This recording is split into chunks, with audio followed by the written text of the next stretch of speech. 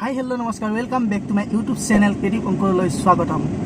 মই আজি গৈ আছোঁ বৰপেটা কালী পূজাত। বহুতে নাজানে চাগে কালী পূজা বৰপেটা শিলাত মাহঁতৰ ঘৰ, তাত এখন বহুত ডাঙৰ কালী পূজা হয়। সেই কালী পূজাত গৈ আছোঁ। সেই কালী পূজাত গ'লে মানে কি হয়, কোনোবাই যদি কিবা কয় বা কিবা আমাৰ মনৰ পৰা ভাবি থয় যে সেই কালী মন্দিৰত মই ধৰক আপোনালোকে কিবা দিয়ে, সেই যদি কাম এটাৰ কাৰণে কিবা দিব বিচাৰে সেই কামটো হয় বুলি সকলোৱে কয়। আৰু সেই মন্দিৰত আজি মই গৈ আছোঁ, বৰপেটা শিলা তাত মই গৈ আছোঁ। সকলো ভিডিঅ' মই আপোনালোকক দেখাম, সকলোৱে স্কিপ নকৰাকৈ ভিডিঅ'টো সম্পূৰ্ণৰূপে চাব। আৰু সেই মোৰ এই ভিডিঅ'টোৰ দ্বাৰাই যদি আপোনালোকৰ মনত কিবা যদি ভাবিব পাৰে আৰু সেইমতে আপোনালোকে সেই মন্দিৰত গৈ আপোনালোকে দিব পাৰে। তাত ছাগলী, হাঁহ, কোমোৰা, পাৰ বলিও দিয়া হয় বা এৰি দিয়া হয়। কোমোৰাটো কাটি দিয়া হয়, বলি দিয়া হয়।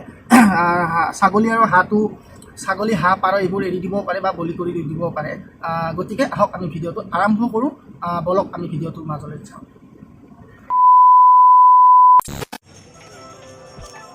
মাহঁতৰ ঘৰত গাড়ীখন থৈয়েই ৰখিব নোৱাৰিলোঁ। এইফালে পূজাও চলি আছে সেইকাৰণে দৌৰাদৌৰিকৈ পূজাস্থলীলৈ গ'লোঁ।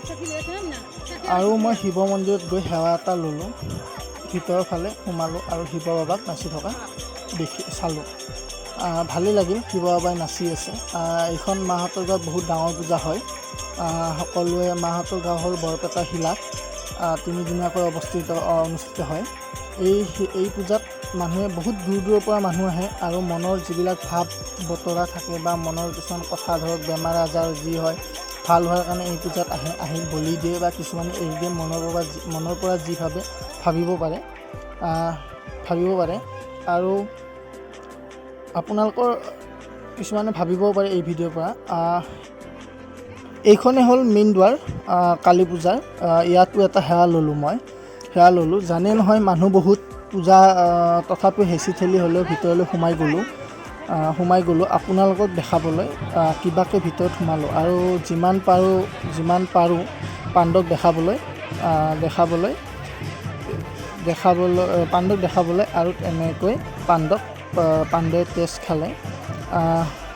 এই যে আপোনালোকে ভিডিঅ'টোত দেখিছে ছাগলীবোৰ কাটি এৰিছে, সেইবোৰ চব পাণ্ডৱে তেজ খাই এনেকৈ আগফালে দলিয়াই দিয়ে। আৰু সেই তেজৰ ফুট মই অলপমান মোৰ কপালত লগাই ল'লোঁ আৰু লগতে বাও ল'লে, মোৰ মায়েও ল'লে, দেউতাইও ল'লে, ফুট এটা লগাই ল'লোঁ দিয়ক। কিবাকৈ হেঁচি ঠেলি গ'লোঁ। আৰু এই পূজাত আপোনালোকে মনটো শুদ্ধ কৰি যাব, আপোনালোক চব হ'ব। আৰু এনেকৈ ছাগলীবোৰ এৰিও দিব পাৰে। আৰু অকল ছাগলী বুলি নহয়, তাত হাঁহ, পাৰ, কোমোৰা, কুঁহিয়াৰ, কচু যি পাৰে দিব পাৰে। কিন্তু ছাগলী, পাৰ, হাঁহ আদিবোৰ বলি দিয়ে আৰু এৰিও দিব পাৰে। আৰু এতিয়া ৰাতি হ'ল, বেছি দেখাব নোৱাৰিলোঁ। এয়া আৰাধনা চলি আছে ৰাতি। পূজা ক'লোৱে আগৰ হেৰিত 3 দিনীয়াকৈ হয়। 15, 16, 17 তাৰিখ 3 দিনীয়াকৈ আৰাধনা চলি আছে। সেই পূজা মানুহ বহুত দূৰ দূৰণিৰ পৰা আহে। বহুতে জানে শিলাত এইখন ডাঙৰ পূজা। আৰু আপোনালোকৰ কিবা যদি হয় আপোনালোকে এই ভিডিঅ'টোৰ দ্বাৰা সেৱা কৰি থওক, যাতে যদি ভাল হয় আপোনালোকে কিবা নহয় কিবা এটা দিম বুলি ক'লে আপোনালোকৰ মনোবাঞ্ছা পূৰণ হয়। এনেকৈ চালোঁ, বহুত পূজা চাই ভাল লাগিলে। আৰু আপোনালোক দেখাবলৈ মই বহুত কষ্ট কৰিলোঁ। বহুত গৰমো পৰিছিলে এই পূজাখন দেখুৱাবলৈ, ভিডিঅ' কৰিবলৈ, কাৰণ মানুহ বহুত বেছি ভিতৰত বহুত মানুহ আছে সেইকাৰণে। আৰু এতিয়া এটা ড্ৰোন শ্বট চাই লওক, গোটেই মেইন দুৱাৰৰ পৰা চাই লওক, আহক। যদি ভিডিঅ'টো ভাল লাগিছে please like, comment, share and subscribe কৰি দিয়ক, কাৰণ বহুত কষ্ট কৰিলোঁ আপোনালোকক দেখাম বুলি। যিহেতু কথা দিছিলোঁ, কথা লৈছিলোঁ, মই অকল চালেই নহয়তো, চব মানুহকে দেখাই দিওঁ এই ভিডিঅ'ৰ দ্বাৰা। সেইকাৰণে প্লিজ ছাবস্ক্ৰাইবটো কৰি দিব কালী মাক কাৰণে। জয় আই অসম।